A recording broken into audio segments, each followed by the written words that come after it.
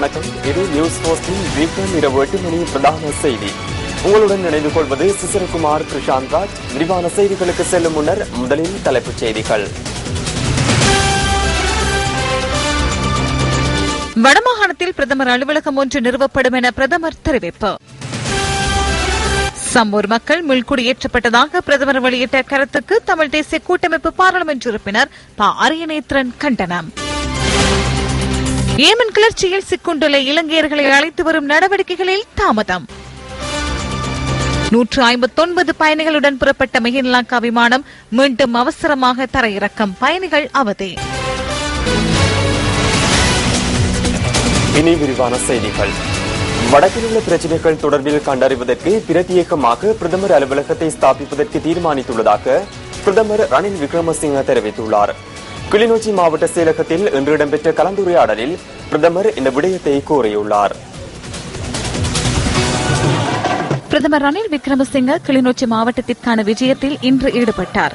கிளிநொச்சி மாவட்ட செயலகத்துக்கு இன்று முற்பகல் வருகை தந்த பிரதமர் ரணில் விக்ரமசிங்கவுக்கு அமோக வரவேற்பு அளிக்கப்பட்டது. மீள்குடியேற்ற புனர்வாழ்வு மற்றும் இந்து மத விவகார அமைச்சர் டி. எம். சுவாமிநாதன், மகளிர் விவகார பிரதி அமைச்சர் விஜயகலா மகேஸ்வரன், பாராளுமன்ற உறுப்பினர்கள், வடமாகாண சபை உறுப்பினர்கள், அரசாங்க அதிபர் உள்ளிட்ட மேலும் பலர் இதன்போது பிரசன்னமாக இருந்தனர். தமிழ் தேசிய கூட்டமைப்பை பிரதிநிதித்துவப்படுத்தி பாராளுமன்ற உறுப்பினர்கள் சிலரும் இன்று கலந்து கொண்டிருந்தனர். 2009 ஆண்டு இலங்கையில் கிளிநொச்சியும் முல்லைத்தீவும் கஷ்ட பிரதேசங்கள், 2014 ஆண்டு மொனராகலை கஷ்ட பிரதேசம். அப்படியான இந்த பகுதிகளில் சில விடயங்கள் செய்யப்பட்டுள்ளன. ஆனாலும் அனைத்து பிரச்சனைகளும் தீர்க்கப்படவில்லை. உண்மை அதுவென்பதால் நாம் சிவில் பிரிவை மேலும் வலுப்படுத்த வேண்டும்.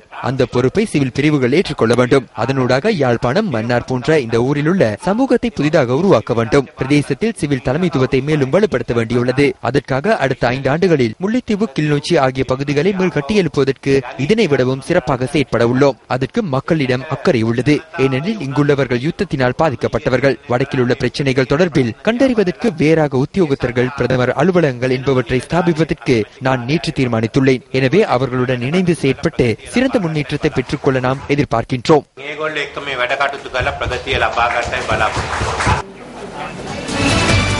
சம்பூர் மக்கள் மீள்குடியேற்றப்பட்டதாக பிரதமர் ரணில் விக்ரமசிங்க கூறிய கருத்துக்கு தமிழ் தேசிய கூட்டமைப்பின் பாராளுமன்ற உறுப்பினர் ப. அரியநேத்திரன் கண்டனம் தெரிவித்துள்ளார்.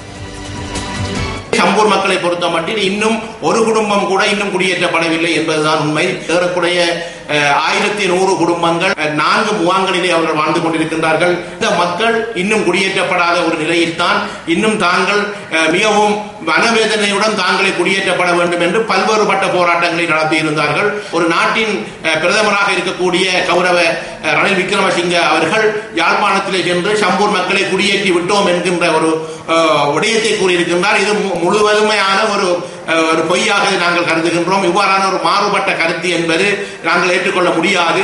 இந்த கருத்து என்பதை யாழ்ப்பாணத்தில் வைத்து அவர் கூறுகின்ற போது யாழ் மாவட்டத்தில் இருக்கின்ற மக்கள் உண்மையிலே சம்பூர் மக்களை குடியேற்றி விட்டதாக ஒரு மாயை அவர்கள் எடுக்கக்கூடிய ஒரு விடயம் இருக்கும். ஆகவே நாங்கள் வன்மையாக கண்டிக்கின்றோம். ஒரு நாட்டின் பிரதமர் அந்த நாட்டு மக்கள் எங்கு இருக்கின்றார்கள், எந்த முகாம்களில் இருக்கின்றார்கள், அவர்கள் குடியேற்றப்பட்டு விட்டார்களா இல்லையா என்பதை அறியாமல் தன்னிச்சையாக இவ்வாறு கூறுகின்ற விடயம் என்பதை நாங்கள் ஏற்றுக்கொள்ள முடியாது.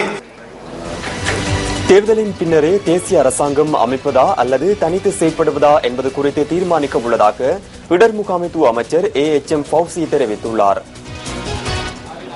எதிர்வரும் தேர்தலுக்கான முஸ்லிம்களின் ஒத்துழைப்பு தொடர்பில் கலந்துரையாடுவதற்காக பாராளுமன்றம், மாகாண சபைகள் மற்றும் உள்ளூராட்சி மன்றங்களின் உறுப்பினர்களுடன் கலந்துரையாடுவதற்கான கூட்டம் ஒன்று கொழும்பில் இன்று நடைபெற்றது.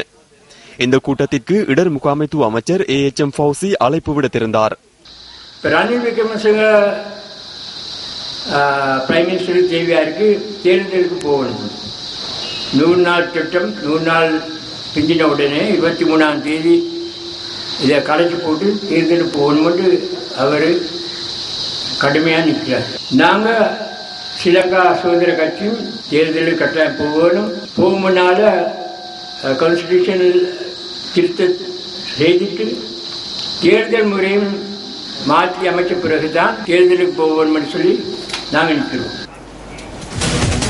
100 நாட்களுக்கு மேல் அரசு தொடருமாக இருந்தால் இனப்பிரச்சினைக்கான தீர்வுக்கு அதிக முன்னுரிமை வழங்க வேண்டும் என கோரிக்கை விடுப்பதாக ஸ்ரீலங்கா முஸ்லிம் காங்கிரசின் தவிசாளர் பஷீர் சேகுதாவுத் கூறியுள்ளார். மட்டக்களப்பு ஏறாவூரில் நடைபெற்ற கலாசார நிகழ்வொன்றில் நேற்று அவர் இந்த கருத்தை தெரிவித்தார். இந்த நாட்டின் முன்னாள் ஜனாதிபதி கௌரவ சந்திரிகா அம்மையார் அவர்கள் இன்றைய ஜனாதிபதி மைத்ரிபால சிறிசேன அவர்களினால் இலங்கையின் தேசிய நல்லிணக்கத்துக்கான ஜனாதிபதி பணிக்குழுவின் தலைவராக நியமிக்கப்பட்டு அவருடைய தலைமைத்துவத்தின் கீழே தேசிய நல்லிணக்கத்தை கொண்டு வருவதற்கான ஒரு குழு தொடர்ந்து வேலை செய்ய போகிறது.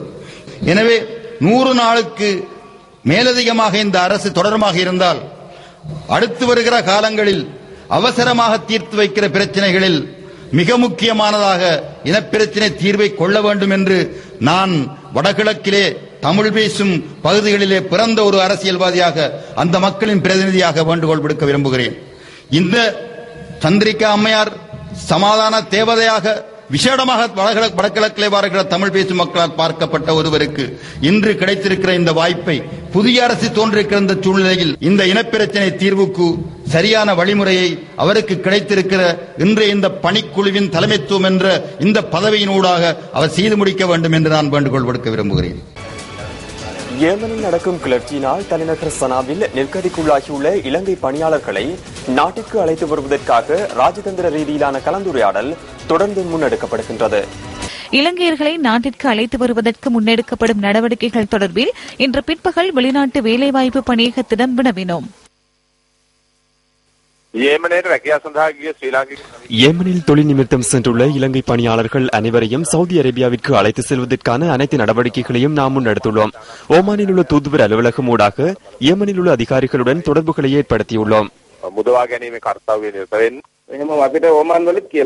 ஓமானிலிருந்து எமக்கு அது தொடர்பில் அறிவிக்கவில்லை. எமக்கு தெரிந்த வரையில் அவ்வாறு செய்ய முடியாது. என்ன நிலைமை என்பது தொடர்பில் நாம் ஆராய்கின்றோம். ஏதாவது பதில் வழங்குவார்கள் என நாமும் பார்க்கின்றோம். ஓமானிலிருந்து எமக்கு எதுவும் அறிவிக்கப்படவில்லை. நாமும் தேட வேண்டும். ஓமானில் உள்ள பாகிஸ்தான் தூதரகத்துடனும் இந்திய தூதரகத்துடனும் ஓமானுக்கான இலங்கை தூதுவர் அலுவலகத்தின் பதில் தூதுவர் கலந்துரையாடியுள்ளார். அவர்கள் அனைவரும் பாதுகாப்பாக இருப்பதால் வேறு நாடொன்றுக்கு அனுப்ப வேண்டிய தேவை இல்லை எனவும் அவ்வாறு தேவைப்படும் பட்சத்தில் இந்தியா மற்றும் பாகிஸ்தான் தூதரகங்களுடன் கலந்துரையாடி பணியாளர்களை மீட்பதற்கான ஒன்றிணைந்த நடவடிக்கை மேற்கொள்ளப்படும் என தெரிவிக்கப்பட்டது. 19வது அரசியலமைப்பு திருத்த சட்டமூலத்தில் தேர்தல் மாற்றம் குறித்து எதுவும் இல்லை என பாராளுமன்ற உறுப்பினர் பி ராஜதுரை தெரிவிக்கின்றார். ஹட்டனில் இன்று நடைபெற்ற நிகழ்வொன்றில் கலந்து கொண்டு உரையாற்றும் போது அவர் இதனை குறிப்பிட்டார்.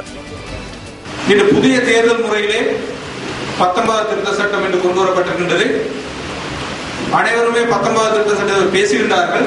அதன் உள்ள என்ன இருக்கிறது ஒருத்தருமே பதில் இல்லை. 19வது திருத்த சட்டத்திலே ஜனாதிபதி அவர்கள் அதிகாரம் குறைக்கப்படுகின்றது. அமைச்சரவையினதும் பிரதம மந்திரியினதும் அதிகாரம் கூட்டப்படுகின்றது. அதே போல நாட்டிலே சுயாதீன தேர்தல் கமிஷன், சுயாதீன போலீஸ் கமிஷன், லஞ்ச ஊழல் பற்றிய கமிஷன் போன்ற 5 சுயாதீன குழுக்கள் உருவாக்கப்படுகின்றன. இதுதான் 19வது திருத்த சட்டம். இதிலே தேர்தல் மாற்றம் சம்பந்தமாக எந்த விதமான ஒரு முடிவும் இல்லை. 159 பயணிகளுடன் பயணித்த மிகில் லங்கா நிறுவனத்திற்கு சொந்தமான விமானம் புறப்பட்டு சில நிமிடங்களிலேயே மீண்டும் தரையிறக்கப்பட்டது. MJ501 ரக விமானம் டாக்கா நோக்கி இன்று காலை 7:30 மணிக்கு பயணத்தை ஆரம்பிக்க இருந்தது. எனினும் விமானம் புறப்பட 2 மணித்தியாலங்கள் தாமதமாக்கப்பட்டது. 2 மணித்தியாலங்களின் பின்னர் புறப்பட்ட விமானம் இயந்திர கோளாறினால் கட்டுநாயக்க சர்வதேச விமான நிலையத்தில் மீண்டும் அவசரமாக தரையிறக்கப்பட்டது. தொழில்நுட்ப கோளாறினால் விமானம் மீண்டும் தரையிறக்கப்பட்டது. தொழில்நுட்ப கோளாறு, வானிலை மாற்றம் போன்ற பிரச்சனைகள் ஏற்படுகின்ற சந்தர்ப்பங்களில் விமானம் இவ்வாறு தரையிறக்கப்படும். அவ்வாறு தரையிறக்கப்பட்டு தொழில்நுட்ப கோளாறு சரி செய்யப்பட்டதன் பின்னர் மீண்டும் பயணத்தை தொடங்கும். ஏர்லைன் நிறுவனமே பயணிகளுக்கு பொறுப்பேற்க வேண்டும். இந்த சம்பவம் தொடர்பில் மிகில் லங்கா விமான நிறுவனத்தை தொடர்பு கொள்ள பல தடவைகள் முயற்சித்த போதிலும் பலனளிக்கவில்லை. அதிகாலை முதல் பல மணித்தியாலங்கள் விமான நிலையத்தில் செய்வதறியாது தவித்த பயணிகள் குறித்து விமான நிறுவனம் பொறுப்பின்றி எவ்வித பதிலையும் வழங்காது செயற்பட்டுள்ளது. பயணத்தை தொடங்கிய சுமார் 30 நிமிடங்களில் இயந்திர கோளாறு உள்ளதாக அறிவிக்கப்பட்டது. அதன் பின்னர் விமானி கொழும்பை நோக்கி விமானத்தை செலுத்தி மீண்டும் தரையிறக்கினார். எமது உயிருக்கு ஆபத்து ஏற்பட்டதாகவே நாம் அந்த சந்தர்ப்பத்தில் கருதினோம். மிகில் லங்கா நிறுவனத்தினர் இந்த விடயம் குறித்து பொறுப்பின்றி செயற்படுகின்றனர். இதற்கு பின்னர் என்ன நடக்கப் போகின்றது என்பது குறித்தும் அவர்கள் இதுவரை எமக்கு அறிவிக்கவில்லை. விமான பணியாளர்களை தவிர்த்து சுமார் 159 பயணிகள் விமானத்தில் இருந்துள்ளதாக பதிவாகின்றது. அவர்களின் பெரும்பாலானவர்கள் மேலதிக பணத்தை செலுத்தி இன்று பிற்பகல் வேறொரு விமானத்தின் மூலம் டாக்கா நோக்கி பயணித்துள்ளனர். இந்த விமானம் இரவு 9 மணிக்கு பயணத்தை ஆரம்பிக்கும் என விமான நிலையத்தில் உள்ள விமான நேரப்பட்டியலில் காட்சிப்படுத்தப்பட்டுள்ளது. ஜனாதிபதியின் சகோதரரான மறைந்த பிரியந்த சிறிசேனவின் பூதவுடல் இன்று அதிகாலை புலனறுவை அதுமல்பெட்டிய பகுதியில் உள்ள அன்னாரது இல்லத்திற்கு கொண்டு செல்லப்பட்டது.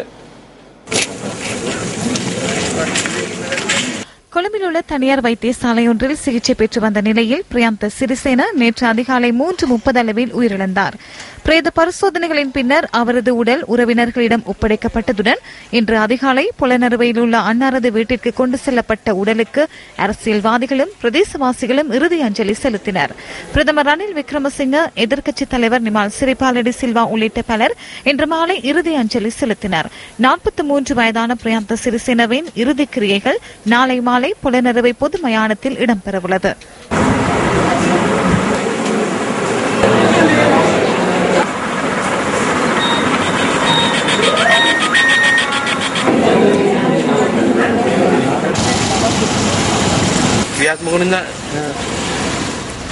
மத்திய மாகாண அரசாங்கங்களுக்குரிய வைத்தியசாலைகள் பாகுபாடின்றி மக்களுக்கான சேவையை வழங்க வேண்டும் என வடமாகாண சுகாதார அமைச்சர் ப. சத்தியலிங்கம் தெரிவித்துள்ளார். வவுனியா பொது வைத்தியசாலையில் நேற்று இடம்பெற்ற நிகழ்வு ஒன்றில் கலந்து கொண்டு உரையாற்றும் போது அவர் இதனை குறிப்பிட்டார். சுகாதார ராஜாங்க அமைச்சர் ஹசன் அலி வவுனியா பொது வைத்தியசாலைக்கு நேற்று மாலை விஜயம் மேற்கொண்டிருந்தார். வைத்தியசாலையை பார்வையிட்டு சுகாதார அமைச்சர் வைத்தியசாலையில் காணப்படும் குறை நிறைகளை கேட்டறிந்தார். இந்த நிகழ்வில் வடமாகாண சுகாதார அமைச்சர் ப. சத்தியலிங்கம் உள்ளிட்ட பலர் கலந்து கொண்டிருந்தமை குறிப்பிடத்தக்கது. எங்களை பொறுத்தவரையில் மாகாணம் மத்திய அரசாங்கத்தினுடைய வைத்தியசாலைகள் என்ற பிரிவு இல்லை. 2 பகுதிகளும் மக்களுக்குரிய சேவையைத்தான் செய்கிறீர்கள். இதற்கு முன்னிருந்த சுகாதார அமைச்சரும் தற்போதைய ஜனாதிபதி அவர்களும் வடக்கு மாகாண ஏனைய வைத்தியசாலைகளுக்கு நிறைய உதவி செய்திருக்கின்றார்கள். எந்த பாரபட்சமும் இல்லாமல் எங்களுடைய மொழி பேசுகின்ற ஒரு ராஜாங்க சுகாதார அமைச்சர் இருப்பது எங்களுக்கு எண்ணம் சந்தோஷமான விடயமாக இருக்கின்றது. தெல்லிப்பள வைத்தியசாலையை ஒரு ஜெனரல் ஹாஸ்பிட்டல் மாத்த சொல்லி கேட்கணும். என்னன்னா அங்க பெரிய ஒரு கேன்சர் யூனிட் இருக்குது. அவைகளுக்கு அந்த அடிப்படை வசதிகள் அவைகளுக்கு மிகவும் முக்கியம். என்றால் அங்க சிகிச்சை முறைகள் எல்லாம் அங்குதான் வட மாகாணத்துக்கு வருது. அந்த தேவையற்ற செலவினங்களை குறைத்து நாங்கள் இந்த கார்டு கிரியேஷன்ஸை இப்பொழுது மீள் பரிசீலனை செய்வதற்கு தீர்மானித்திருக்கின்றோம். அது சமயமே ஒரு முக்கியமான ஒரு கட்டத்திலே இந்த நாட்டின் சுகாதாரத்துறையை சீர் செய்ய வேண்டிய ஒரு கடமைப்பாடு நாம் எல்லோருக்கும் இருக்கின்றது. இதை உன்னுடைய வேலை என்னுடைய வேலை என்று நாங்கள் அதை பிரித்து போடாமல் நாங்கள் எல்லோரும் ஒரே சிந்தனையுடன் செயலாற்றி இந்த சுகாதாரத்தை சாதி மத பேதங்களை கடந்த ஒரு விஷயம். நாங்கள் எல்லோரும் ஒற்றுமையாக இருந்து இந்த விஷயங்களை முன்னெடுக்க வேண்டியிருக்கின்றது. அந்த வகையிலே இனிவருங்காலங்களில் ஒரு நல்ல ஒரு திட்டத்தை முன்வைத்து நாங்கள் எல்லோரும் ஒன்றாக பயணிக்க வேண்டும். வடகிழக்கு மாகாணங்களில் இருக்கின்ற வைத்தியசாலைகளில் கவனக்குறைவுகள் நிறைய இருக்கின்றது என்பதை நான் நன்றாக அறிவேன். இந்த வேறுபாடு வடகிழக்குக்கு வெளியே என்ற வேறுபாடு இல்லாமல் சகல வைத்தியசாலைகளில் உள்ள குறைபாடுகளை நாங்கள் கண்டறிய வேண்டும். உண்மையான தேவைகளை அடையாளம் கண்டு எல்லா மக்களுக்கும் சமமான சேவைகளை வழங்க வேண்டும். 5 மாத சம்பள நிலுவையை முழுமையாக வழங்குமாறு வலியுறுத்தி வாழைச்சேனை கடதாசி ஆலை ஊழியர்கள் முன்னெடுத்துள்ள உண்ணாவிரத போராட்டம் 15வது நாளாக இன்றும் தொடர்ந்து நடைபெற்றது. தமக்கான சம்பளம் முழுமையாக வழங்கப்படும் வரையில் போராட்டத்தை முன்னெடுக்க இருப்பதாக வாழைச்சேனை கடதாசி ஆலை ஊழியர்கள் உறுதியாக தெரிவித்துள்ளனர். 5 மாத சம்பள நிலுவையை வழங்குமாறு வலியுறுத்தி வாழைச்சேனை கடதாசி ஆலை ஊழியர்கள் கடந்த 16ஆம் தேதி உண்ணாவிரத போராட்டத்தை ஆரம்பித்தனர். நிலுவை சம்பளம் 26ஆம் தேதி வைப்பிலிடப்படும் என கடதாசி ஆலை நிர்வாகம் உறுதியளித்ததற்கு அமைய கடந்த வெள்ளிக்கிழமை 3 மாத சம்பளம் வைப்பிலிடப்பட்டது. ஆனாலும் சம்பளத்தை ஏற்றுக்கொள்வதற்கு மறுப்பு தெரிவித்து ஊழியர்கள் தொடர்ந்தும் போராட்டத்தினை முன்னெடுத்து வருகின்றனர். 5 மாத சம்பளம் நிலுவையை முழுமையாக வழங்க வேண்டும் என அவர்கள் கோரிக்கை விடுத்துள்ளதுடன் அதுவரை தமது போராட்டம் தொடரும் என அறிவித்துள்ளனர். இந்த தொழிற்சங்க நடவடிக்கையிலே எந்த அரசியல்வாதியோ உள்ளூர் அரசியல்வாதியோ வெளியூர் அரசியல்வாதிகளோ இங்கு வருகிறது எங்களது நிலைமையை இதுவரைக்கும் பார்க்க கண்டுகொள்ளாமல் தொழிலாளர்கள் கூட ஒரு 3 பேர் இங்கு மயக்க நிலையில் இருந்தார்கள். அந்த மயக்க நிலையில் இருந்ததை கூட யாரும் கூட வந்து பார்க்கவில்லை. அமைச்சர் அவையினால் எங்களுக்கு 6 மாத சம்பளங்கள் வழங்கப்பட்டதாம் என்று சொல்லி நாங்கள் கேள்விப்படுகிறோம். ஆனால் எங்களுடைய முகாமை எங்களுக்கு 3 மாதங்கள் தருவதாக கூறியுள்ளது. நல்லாட்சி நடக்கும் இந்த நாட்டில் எங்களுக்கு சிறுபான்மை இனத்துக்கு இப்படி ஒரு நிலவரமா? இதை நாங்கள் எங்களுடைய அமைச்சர் அவர்களே நீங்கள் கவனத்தில் கொண்டு எங்களுக்கு தீர்க்கமான முடிவை பெற்றுத்தரும்படி உங்களிடம் மிக தாழ்மையுடன் நாங்கள் கேட்டுக்கொள்கிறோம். இந்த விடயம் தொடர்பில் அறிந்து கொள்வதற்கு வாழைச்சேனை கடதாசி ஆலை நிர்வாகத்தினரை தொடர்பு கொள்ள நியூஸ் ஃபர்ஸ்ட் மேற்கொண்ட முயற்சி பலனளிக்கவில்லை. மக்களே செய்தி வழங்கும் முறையான நியூஸ் ஃபர்ஸ்ட் யூ ரிப்போர்ட் செயலமர்வின் 37வது கட்டம் யாழ்ப்பாணத்தில் இன்று நடைபெற்றது. யாழ்ப்பாணத்தின் அரியாலை சரஸ்வதி சனசமூக நிலைய கலாசார மண்டபத்தில் இன்று காலை 9:30க்கு இந்த சேலமர்வு ஆரம்பமானது. யாழ்ப்பாணத்தின் பல்வேறு பகுதிகளையும் சேர்ந்த பெருந்திரளானவர்கள் இந்த ஊடக சேலமர்வில் கலந்து கொண்டிருந்தனர். மக்களை செய்தி வழங்கும் யூ ரிப்போர்ட்டர் எண்ணக்கரு தொடர்பில் நியூஸ் ஃபர்ஸ்டின் அலுவலக செய்தியாளர்களால் இதன்போது விளக்கமளிக்கப்பட்டது. சேலமர்வில் கலந்து கொள்வதற்கு வருகை தந்திருந்த பலர் தம்மை யூ ரிப்போர்ட்டர்களாக பதிவு செய்து கொண்டனர். இன்றைய ஊடக சேலமர்வில் பெற்றுக்கொண்ட அனுபவத்தையும் யூ ரிப்போர்ட்டர் செயற்திட்டம் தொடர்பிலும் சேலமர்வில் கலந்து கொண்டவர்கள் கருத்து தெரிவித்தனர். இன்று எமது அரியாலை மண்ணில் மக்கள் செய்தி வழங்கும் முறையினை யூ ரிப்போர்ட் முறையினை சக்தி டிவி அறிமுகப்படுத்தி முறையானது அதிக பயனுள்ளதாகவும் அனைத்து தரப்பினரும் சக்தி மூலம் செய்திகளை உடனுக்குடன் பரிமாறக்கூடிய முறையிலும் அமைந்துள்ளது என்பதனை தெரிவித்துக் கொள்வதோடு இன்று நடைபெற்ற இந்த நிகழ்வானது கருத்து சுதந்திரத்திற்கு சக்தி வழங்கிய ஒரு களமாகத்தான் நான் கருதுகிறேன். மிகவும் பிரயோஜனமாக இருந்தது. எதிர்காலத்தில் எங்களுடைய பிரச்சனைகள் கருத்துக்களை மக்களுக்கு இந்த நாட்டுக்கு தெரியப்படுத்துவதற்கு இது ஒரு சந்தர்ப்பமாக அமைந்ததற்கு மகிழ்ச்சி அடைகிறேன். இலங்கையில் மக்களை செய்தி வழங்கும் முதலாவது முறைமையாக நியூஸ் ஃபர்ஸ்ட் யூ ரிப்போர்ட்டர் செயற்திட்டம் விளங்குகின்றமை குறிப்பிடத்தக்கதாகும். வெளிநாட்டு பணியாளர்கள் மூலம் நாட்டிற்கு கடந்த ஜனவரி மாதம் கிடைத்துள்ள அந்நிய செலாவணி வீழ்ச்சியடைந்துள்ளதாக இலங்கை மத்திய வங்கி தெரிவிக்கின்றது.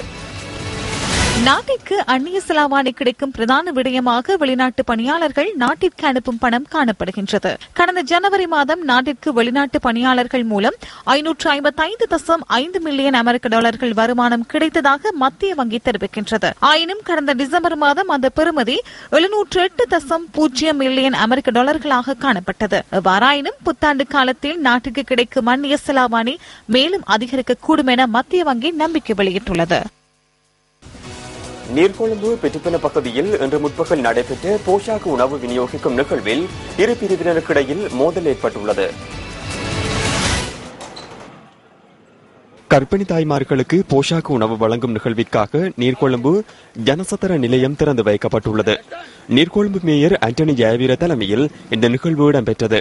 நிகழ்வு ஆரம்பமாகி சிறிது நேரத்தில் முன்னாள் கடற்றொழில் அமைச்சர் சரத்குமார குணரத்ன உள்ளிட்ட சிலர் அங்கு வருகை தந்ததை தொடர்ந்து அங்கு அமைதியின்மை ஏற்பட்டது.